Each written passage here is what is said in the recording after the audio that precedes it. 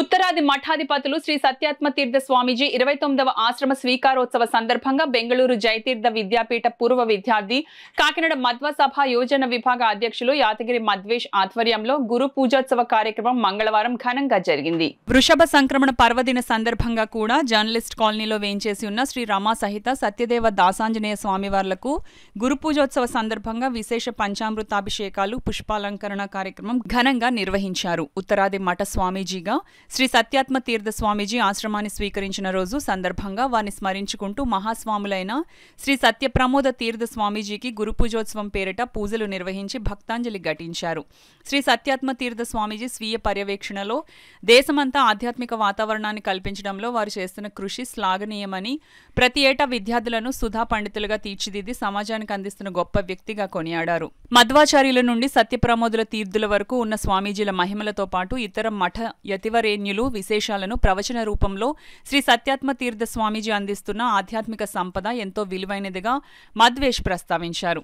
ఈ ప్రాంత మాధ్వ గృహస్థులకు స్వామీజీ ఆశీస్సులు నిరంతరం కలగాలన్న ఆశయంతో గురు పూజోత్సవ కార్యక్రమంతో పాటు అనేక కార్యక్రమాలను నిత్యము నిర్వహిస్తూ ఉంటామని, వాటికి స్వామీజీ ఆశీస్సులు, సుధా పండితుల మార్గదర్శకము, మాధ్వ గృహస్థుల సహకారము ప్రధాన కారణంగా మద్వేష్ వివరించారు.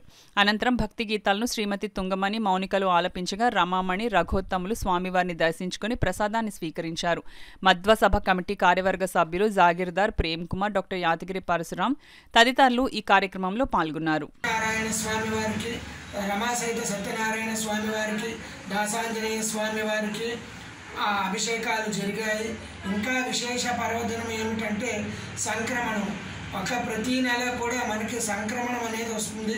అటువంటి సంక్రమణము ఈరోజు వృషభ సంక్రమణముగా అత్యంత ప్రీతి చెందిన రోజు. ఇంకా శేషదాసుల వారి యొక్క ఆరాధనా మహోత్సవం కూడా ఈరోజు జరుగుతోంది.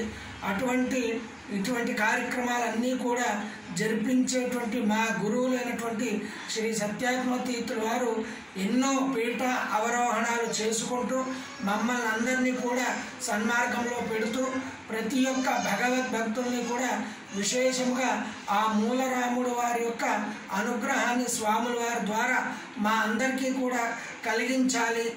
ఇటువంటి ఎన్నో మహోత్సవ కార్యక్రమాలు, ఎన్నో పూజా కార్యక్రమాలు స్థానిక గోడారిగుంట కాకినాడ సత్యదేవ మందిరమునందు జరిపిస్తూ ఉండాలని ఆ గురువుల వారిని ప్రార్థన చేసుకుంటూ ఈ యొక్క 2 మాటల్ని ముగిస్తున్నారు.